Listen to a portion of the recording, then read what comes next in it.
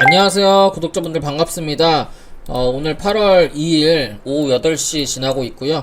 일단 오늘 시장 자체가 조금 많이 힘든 시장이었어요. 보시면 이제 시장 자체에서 상승해 나왔던 대명 소노시즈 상한가 갔던 종목도 개별 이슈였고, 이제 수젠텍이나 셀린느, 진매트릭스, 랩지노믹스, PCL, 한국 유니온제약, 메가 ECS 전부 다 코로나19 치료제 관련주들이었고, 실제로 이제 시장 자체에서 오늘 코스피가 마이너스 3.6% 하락을 하면서, 코스피가 지금 자리에서 예전에 이제 코로나19 사태와 같이 추가적으로 정말 투매, 그러니까 사이드카가 걸리면서 투매가 나오는 거 아닌가 싶을 만큼의 이런 좀 급락이 있어서 여러분들 매매를 좀 잘 하셨는지 조금 걱정은 되네요. 근데 지금 보시면 일봉상에서 코스피 같은 경우에 큰 추세선 하단부 밑에 구간까지 내려왔기 때문에, 그리고 제가 지금 보니까 신용 잔고가 19조인가 18조에서 19조까지가 아직도 18조 19조 정도 유지를 하고 있더라고요.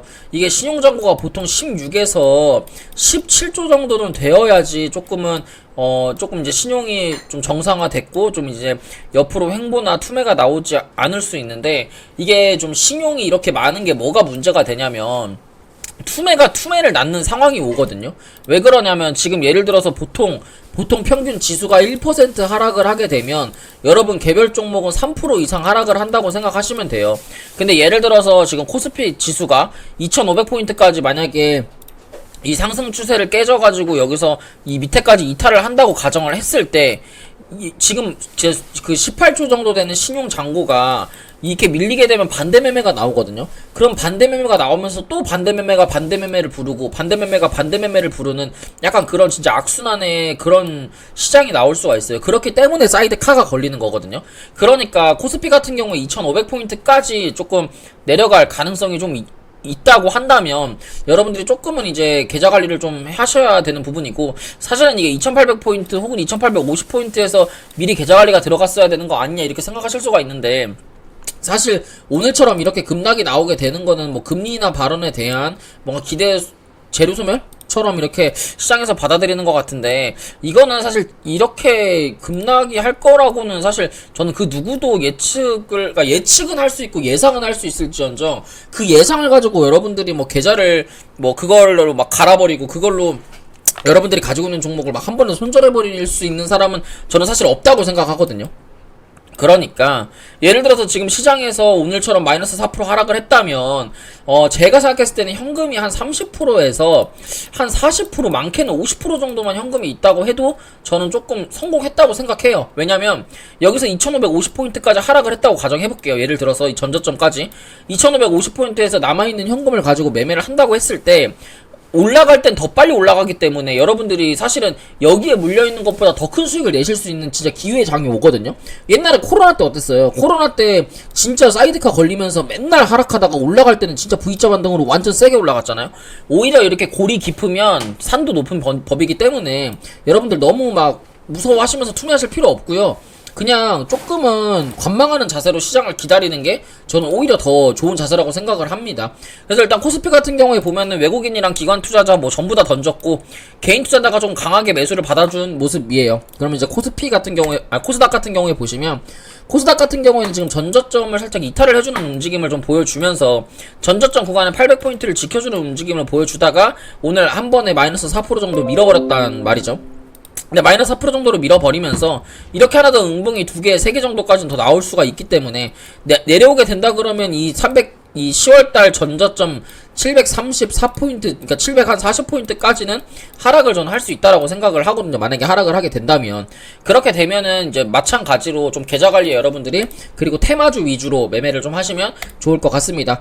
코스피 같은 경우에 오늘 올라갔던 종목들을 좀 보시면 코로나 관련주 제약바이오, 진단키트, 그리고 이스라엘 전면전 관련된 종목들이 좀 많이 올랐고, 전면전 관련주로는 이제 전쟁 관련주들이 있겠죠. 휴니드, 빅텍, 한국석유, 앵코 유전, 흥하해운들이 좀 상승을, 물류와 석유, 방산들이 좀 상승을 했고, 진다키트 같은 경우에는 시젠, 휴마시스, SD 바이오센서 같은 게 좀 상승을 해준 모습입니다. 그 다음 코스닥 같은 경우도 보면 똑같아요. 코로나 제약주, 진다키트, 이스라엘 전면전 관련주들, 한국 유니온제약, 메가 ECS, 한국 유니온제약, 메가 ECS, 그 다음에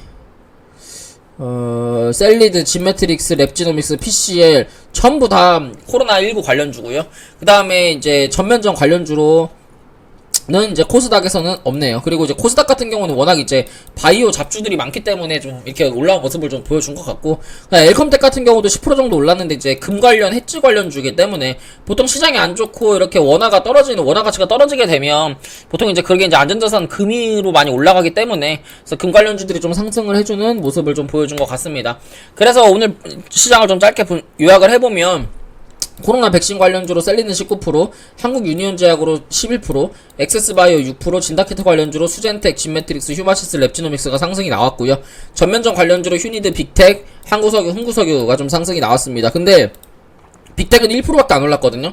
그래서 여러분들 빅텍 잘 관찰하시고 추적하셔가지고, 빅텍 지금 차트도 좋으니까 여러분들이 매매하셔가지고 좀 단기적으로 수익 좀 날 수 있는 구간 같더라고요. 잘 체크하셔가지고 매매해보시면 좋을 것 같습니다. 그 다음 보시면 제가 삼성전자 차트를 좀 갖고 왔어요. 왜 그러냐면 어쨌든 개인 투자자들이 삼성전자 10만전자 간다고 많이들 사신 것 같아서 좀 차트 분석을 해드리면, 큰 추세의 전저점, 큰 추세의 하단부 자리, 그리고 이제 전 저점 부근은 어쨌든 지켜주고 있고 그 위에 놀고 있기 때문에 단기적으로 봤을 때 단기 헤드앤숄더의 모양 이후에 쌍봉의 형태까지도 좀 보여지는 구간이거든요. 만약에 지금 자리에서 쌍봉의 헤드앤숄더까지 나와가지고 이게 76,000원짜리를 이탈한다 그러면 이거는 사실 얼마까지 빠질지 몰라요. 왜 그러냐면 처음으로 장기 이평을 계속 지지를 받다가 장기 이평이 여기서 한 번 지지받았고 두 번 지지받고 장기 이평에서 돌파해서 밑으로 떨어지는 구간이 된다고 하면, 이게 첫 하락이기 때문에 삼성전자가 지금 자리에서 얼마나 하락하게 될까, 그거는 사실 100% 장담 드릴 수는 없는데, 보통 만약에 하락을 하게 되면 이쪽 방향에서 이렇게 추세가 나와서 하락을 하게 되면 있잖아요, 이 기준, 이 파동만큼의 하락을 해요. 왜냐면 N자 상승의 이론이거든요. N자 상승의 이론이 이런 식으로 N자 상승을 하는 거고, 이 파동만큼의 추가적인 상승을 하는 건데, 이걸 뒤집어서 봤을 때 이 파동만큼의 눌렸다가 재차 반등이 나온다고 한다면 이거는 이만큼의 하락이 나올 수 있기 때문에, 조금은 삼성전자 같은 경우는 제가 생각했을 때 조정이 나온다 그러면 7만원 선, 그리고 65,000원 선까지도 좀 조정이 나올 수 있다,